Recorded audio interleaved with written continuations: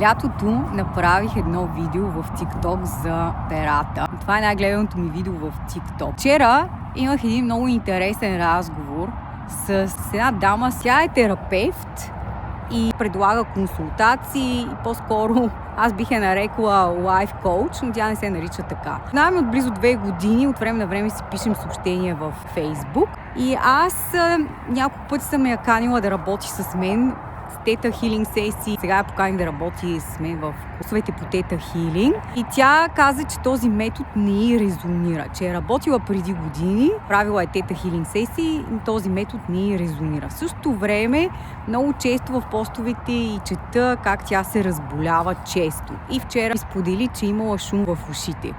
И аз си казах, че най-вероятно ангелите се опитват нещо да й кажат и затова има шум в ушите. Разбира се, не можа да разбере какво точно й казвам. Защо споделям това с вас и защо конкретно съм я канила да участва, да работи с Theta Healing?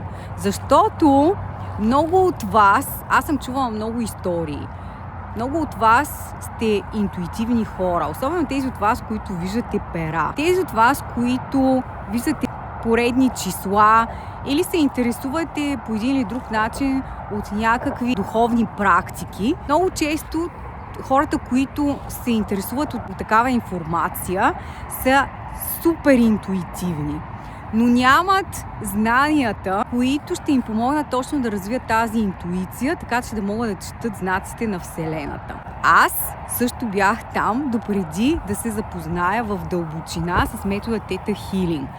Казвам в дълбочина, защото когато аз направих първия ми курс по Theta Healing за начинаещи, в този курс има едно упражнение за среща с твоя ангел-хранител. И често казано, когато го направих това упражнение, за мен беше преживяване, истинско преживяване. Не защото не вярвам в ангели, даже никога не съм се замисляла за ангелите, честно казано, но аз имам няколко случки в живота си, в които съм била голяма късметлика да оцелея и вече знам със сигурност, че това е било благодарение на ангелите, за което съм им супер благодарна. Моите ангели-хранители. Ангелите много често изпращат съобщения с пера.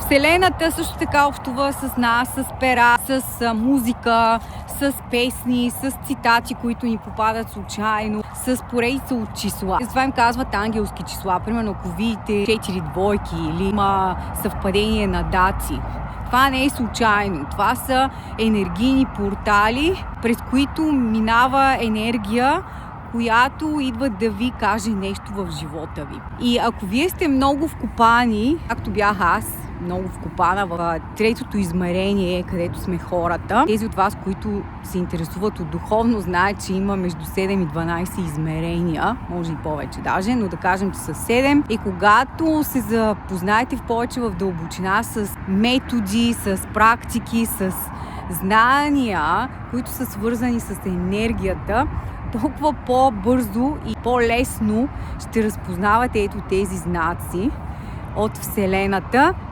защото ще оперирате не през логиката, а през интуицията си. И аз ви каня, ако искате да отворите тази врата, да започнете да четете знаците на Вселената, да влизате във връзка с вашите ангели-хранители, с вашите водачи, защото всеки един човек има и водачи в живота си, гайдове, които могат да ви изпращат съобщения по различни канали и които вие дори не виждате в момента, защото не знаете как да видите, не сте отворили сетивата си за тази информация. Вече сте имали някакво преживяване, което ви е било странно, как така се е случило това нещо в живота ви. Или много често имате сънища, които са много ясни, такива, които дори са сънувате предварително нещо, което ще се случи, или пък такива предсказателни сънища. Това е така, защото вие имате дарби, имате способност да развиете тези интуитивни способности и да живеете много по-лесно живота си. Това ви го казвам аз, защото аз отворих тази врата. Много решения вече вземам интуитивно, да не кажа всички, защото успявам да чета Вселената и това е защото съм вече инструктор по Theta Healing. Не защото медитирам по 20-30 минути на ден или правя практики, там нещо духам с пера, паля свещи, духам с пера, нося сол или правя различни магии, защото научих как работи енергията. Това е една материя, която е много дълбока и има още какво да се учи, но аз съм изключително доволна, че се сертифицирах за Theta Healing инструктор за начинаещи, защото този курс е полезен за абсолютно всички хора, особено тези от вас, които сте много интуитивни. Както съм и аз дори не знаех, че съм толкова интуитивна. Има много събития в живота ми, които интуитивно съм манифестирала неща в живота си без да знам. Това започнах да навлизам все повече и повече в тази материя, защото ми омръзна да манифестирам от ниски вибрации. А след като мога да манифестирам от високи вибрации, и то много бързо, защо да не мога да го правя постоянно в живота си, както започнах да го правя. И ви каня и ви казвам, че това обучение по Theta Healing за начинаещи ще ви даде отговори на много ваши въпроси. И да, Theta Healing е метод за работа с убежденията, метод за работа с подсъзнанието, но не само. Theta Healing също ви отваря вратата на по-силната ви интуиция, от която, ако се одите, живота ви ще е много по-лесен. И ако не ме познаваш, аз съм Галя, съм мотивационен коуч, учител, Theta Healing инструктор, Theta Healing практик и ти помагам да сбъдваш желанията си с лекота и да отвориш съзнанието си, така че да развиеш и интуицията си. За още мотивация, последвай ме!